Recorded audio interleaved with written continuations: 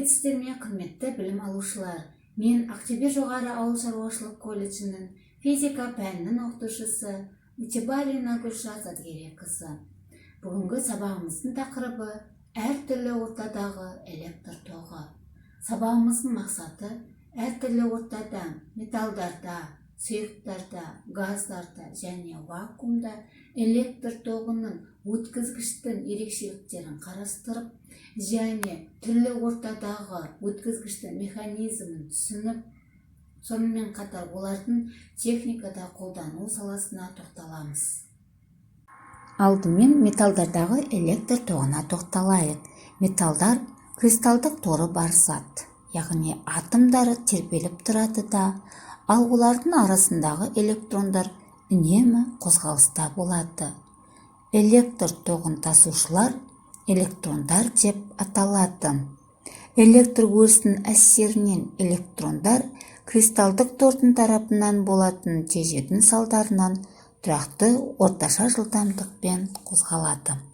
Егер де бөлменің қосқышын басатын болсақ, онда шам жанады. Бұл электрондардың соншалықты тез қозғалатындығын білдіреді. Алайда электр өрісі бүкіл өткізгішке бірден таралады. Шам қосқышты басқаннан кейін бірден жанады.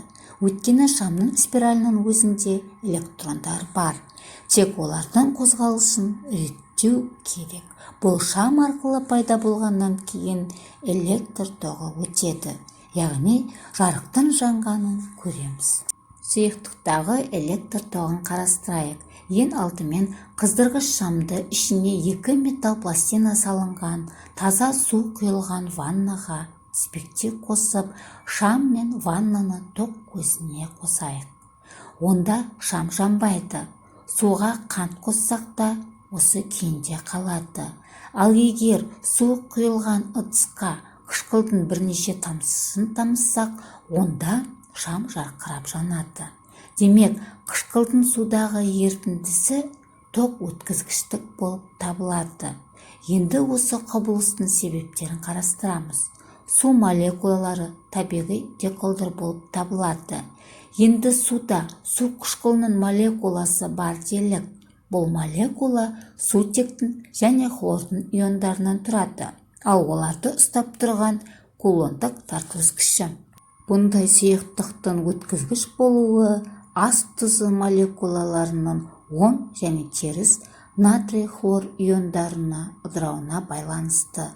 Оны электролиттік диссоциация деп атаймыз. Алғаш теория жүзінде зерттеген Клаузис және Аррhenius пайда болған сұйықтық электролиттер деп аталған, және оған қышқылдар, сілтілер және тұздар жатқызуға болады.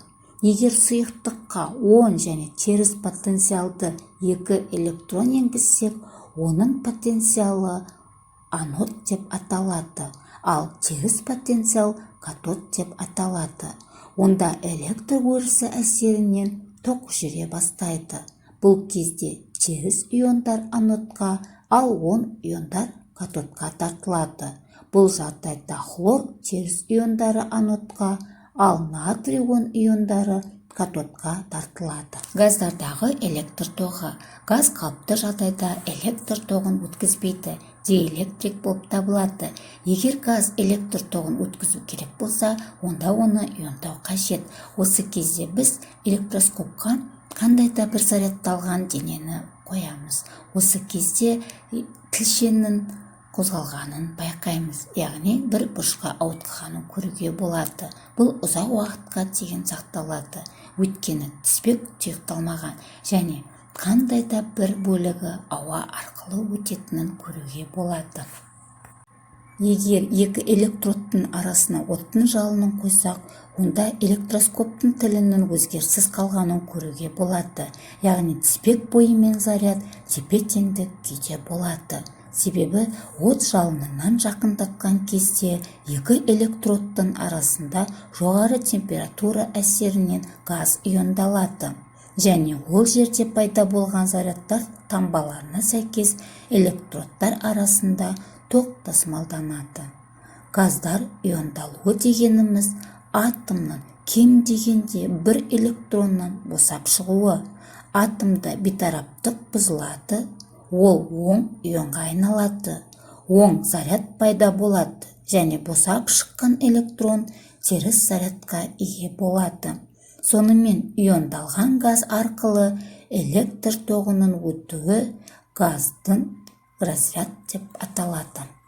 Вакуумдағы электр тоғы.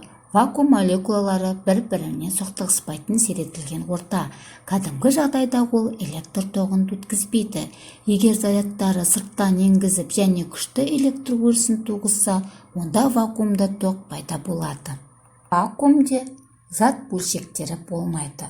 Оның ішінде зарядталған электр тоғын құру үшін екі электродтың арасына электр өрісін жалғаймыз. Төменгі электродқа теріс заряд, ал жоғарғы электродқа оң заряд беріледі. Электр өрісі анодтың жоғарғы электродынан катодтың төменгі электродына бағытталған.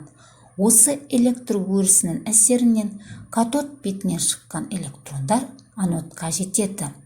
Егер өрістің пайда болуын арттырса, онда анодқа ұшатын электрондар саны артады. Ал керісінше электр өрісінің бағытын өзгертетін болсақ, онда оң зарядты электрондар теріс зарядқа жете алмайды. Бұл құбылыс бір жақты өткізгіштік құбылыстар деп қарастырылады. Сабақты қаншалықты меңгергендіктеріңізді қорытындылау барысында осы кесте арқылы өзіңіздің білімдеріңізді тексеріңіздер.